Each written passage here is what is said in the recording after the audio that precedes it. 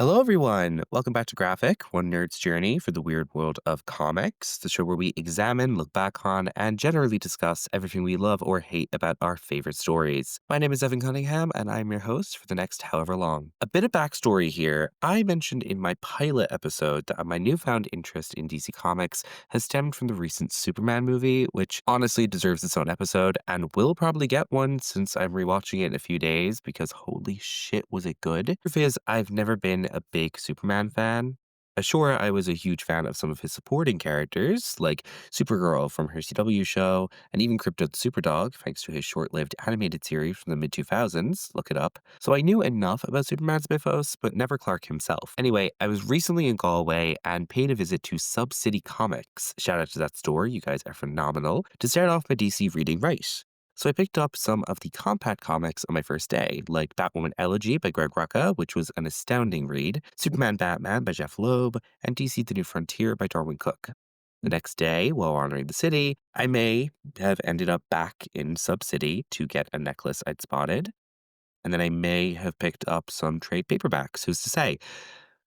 Okay, I left with Mighty Morphin Power Rangers The Return, which was a very good comic that I hope gets some kind of sequel. Superman and the Authority, which I really enjoyed, but will definitely be rereading alongside the Warworld saga for full context, and obviously, Superman for All Seasons. This is a book that I had heard about plenty of times over the years as one of the best Superman comics of all time, a definitive tale for the Big Blue Boy Scout, and even an inspiration for the recent movie, so obviously it piqued my interest.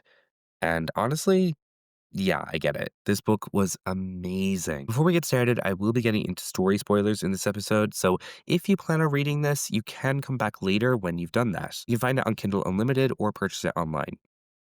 Firstly, I need to talk about the art. Of course, rest in peace to the artist of this book, Tim Sale, who sadly passed away in 2022. His work in this book is breathtaking with this gorgeous painted watercolor look that is just so pleasant to look at. And each character is designed realistically and like they live in the same world while still looking so unique. Clark is a great example, being very soft and keeping into himself when in his secret identity, but Superman is so proud and strong looking and really gives off the aura of someone who can bounce bullets off of his chest. Even so, both have moments where they bleed into each other, like the famous My Mom Made It For Me panel, which we'll talk about in a minute. Every other character is also perfectly represented by their design. Lois is striking and edgy with her raven black hair. Lana Lang is soft and even in later issues gives off a girl next door vibe with her wide eyes and large smile, which is what she is in the Superman books, the first love. Lex Luthor is small, shifty, kind of looking like a cartoon character in the middle of a squash and stretch. He looks like he'll betray you in a second and smile while doing it. Issue 3 shows this off very well. And the Kents, especially, look kindly and loving with their big eyes and soft faces. Every character is drawn to perfection. As for the backgrounds, they're just lovely. There's one page in the first issue where the night sky and crescent moon are just beautiful, and Metropolis always gives off a sense of scale that makes it seem endless. Like when the edges of a video game world are foggy and not quite clear, it's perfect. Okay, now it's time to get into story details, and we're diving right into spoiler territory. So, again, if you want to read the story, I'd recommend stopping the episode here and coming back later. All right, so the gimmick of the series is that each issue is narrated by a different supporting character and covers a different period of Superman's early days. This was honestly really useful for me, as even though I knew all of the information from research and comic book YouTuber, it's a completely different experience altogether to be reading the comic itself. The first issue is narrated by the universe's best dad, Jonathan Kent. It's mainly about Clark graduating high school, trying to figure out what comes next, and his dad trying to come to terms with the fact that his boy is growing up. It's a really emotional issue, and I like how it gives us a very real and honest take on the Kents. Jonathan is clearly worried about Clark's powers and definitely doesn't understand them, but you never question for a second that he accepts his son, every part of him. One particularly heartwarming moment is the page where Jonathan talks about the things he remembers of Clark's childhood, and you see Martha watching the two men talk, and it's just so beautifully portrayed and well done. You can also clearly see Clark's thought process throughout the issue, how and why he decided to become Superman, and the series of events that led him there. Of course, my favorite moment is the one I mentioned earlier, where Clark saves a little boy from the edge of a building, and when complimented on his suit, says, "Thanks, my mom made it for me." I mean, that's seriously such a good line for Superman. It's so dorky and heartfelt and just feels right coming from him. The second issue is narrated by everyone's favorite reporter, Lois Lane, and deals with her trying to decipher exactly why Superman is here. Firstly, this story really made my love for Lois even stronger. No matter where I find her, I just love how confident and no nonsense she is. She's also really realistic and, by association, extremely cynical. She's coming at her question of why is Superman here from the angle of someone who knows the world we're in and that everyone's in it for themselves. Mind you, this series was released in the late 90s, and I'm a little ashamed that it sounds like it was written just today. What a world, huh? She basically spends the whole thing refusing to believe that he actually exists, calling him too good to be true, and literally comparing him to Santa Claus.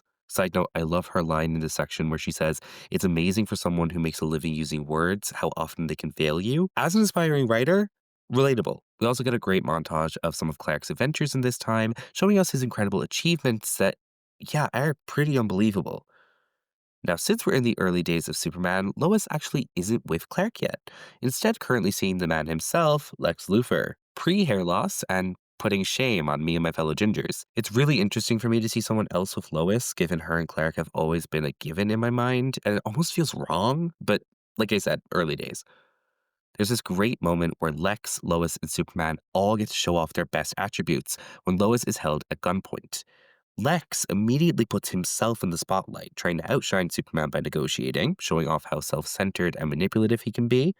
Superman just jumps straight in and grabs the gun, showing his priority is getting Lois out of danger, and Lois finishes the guy off with martial arts, then flies off at Superman, getting to show off that she can handle herself just fine, but also her main motivation when she flies off with Superman instead of going with Lex like planned. A good story. Lois lives and dies a reporter. Even though the focus this issue is Lois, we are still following Clark and getting a great look at his current outlook when he returns to Smallville, with him saying he feels out of place both there and Metropolis. I'll admit this section got me. I'm 19, I graduated last year, and I've gone through exactly what Clark is saying not so long ago, so it's nice to see my own experiences reflected as always. Overall, this issue is a great insight into Lois's thinking when it comes to Superman, and ends with a very triumphant moment where she realizes he really is what he says when he stops a chemical fire. We also get a lead into the next issue when a woman who is now obsessed with Superman after getting saved from him in the chemical fire gets a visit from a certain redhead. That's right, folks. Our next issue is narrated by Lex Luthor himself, and it is a doozy. It gives an amazing insight into who Lex is as a person, how self aggrandizing and arrogant he is, and the fact he truly believes he is the best thing to ever occur on the planet Earth. He describes his relationship with Metropolis as a love story and says that after years of pouring his life into the city, he's been betrayed for another man. If we're sticking with this analogy, I would personally say Luthor is less of a betrayed ex and more of a guy rejected by his crush. At least that's the vibe I'm getting. This issue also showcases just how far Luthor will go in his schemes, bringing in Dr. Jenny Vaughn, going by Toxin. This is the same woman Superman saved from the chemical fire in the last issue, and he uses her expertise to develop a chemical weapon he releases across Metropolis. Yes, I'm serious. His reason, he wants to take away Superman's audience. Like Lois, he believes Superman is doing it for the glory, so he wants to take away the fun. They both still live in a world that, as so eloquently put by Perry White in issue 2, is BS, before Superman. Luthor wishes to return to that world and will do literally anything to get there, even harm the city he claims to love so dearly. Superman, of course, knows it was Luthor, and instead of taking him down or getting defensive, he asks for help from the man who hates him most. I'll admit I was surprised when I saw that Luthor agreed to it, but hey, people surprise you. This is where Toxin comes in. She dons the most 90s looking costume you've ever seen and helps him release the antidote, meaning everyone's saved and Luthor gets half the credit for sending Toxin out. Okay, seriously, though, before we continue, it is literally the most 90s looking costume ever. I need everyone listening to this to go Google it. It is sweet Jesus. Anyway, the thing is, Toxin doesn't make it back, being overexposed to her own virus, and Luthor shows his true colors by just standing there, gloating. He sent her out to die just to show Clark he is alone, he is not human, and all of this is just to tell him to go back where he came from. The levels of hatred and anger that Lex Luthor is able to reach is truly insane, and I think Nicholas Hoult is the only one who's properly captured it outside of comics, because I can't picture any of the cartoon or game Lexes I grew up with doing anything like this. The fourth and final issue is a return to Smallville and is narrated by the girl next door, Lana Lang. It picks up years after Clark revealed his secret to her, and now he has returned to Smallville for the winter. He had a great reason for Lana not being around much in this issue. She has always presumed her and Clark would be together forever, and when he told her the truth, it scared her, so she ran. Honestly, I can understand where she's coming from with this. I mean, when you have a plan for so long that's so set and sure in your head, it can be hard for it to change so drastically. Anyway, the two spend the day together, and we get a glimpse at where they're both at now. We also get to see the same for Smallville, with many characters from issue 1 appearing older or, in some cases, even being deceased, really showing the passage of time. One thing I love about this issue is how normal the big action is. Smallville gets flooded, meaning Clark steps in to help. There's no big supervillain, no alien plot, it is just Clark helping his hometown. It's lovely to see. Lana also gets plenty of moments to shine that are just done perfectly, like a lovely conversation with Martha. I'll also admit that the moment the Kents find out Lana knows had me chuckling for a while, especially the way everyone's drawn. It's just really funny. The question of why Superman does what he does comes up again in this issue. I love the answer. Lana says that nobody questions when a fireman or a doctor saves someone. They're just people doing their best to do and inspire good. And that's what Clark does. That's Superman to a T. Overall, this issue left me feeling really great and was the perfect end to the miniseries. So, what are my overall thoughts on For All Seasons? I think it's perfect. It's a great introduction to Superman and what he stands for. It has beautiful art, fleshes out his side characters perfectly, and is just an amazing story. Each issue is part of a greater arc, but can be read alone as well, a quality I always enjoy in a comic. If anyone asks me why I like Superman in the future or tells me he's boring, I will be shoving this book at them and not letting up until they read it. It's a perfect book that works with this world and these characters in the best way it ever could have. As mentioned, if you do want to read this story, you can find it on Kindle Unlimited or purchase it online. The ebook is super cheap, but I'd recommend splurging for the trade paperback. It is worth it.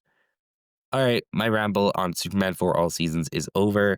I hope you all enjoyed this episode. If you did, feel free to follow me here on Spotify to get notified of new episodes, and you can also find me on Instagram at Graphic Nerd Pod for updates and other fun stuff. Next episode will be our first X binge, covering the reading order itself and what you can expect. Thank you so much for tuning in, and I'll see you in the next issue. Goodbye and good luck.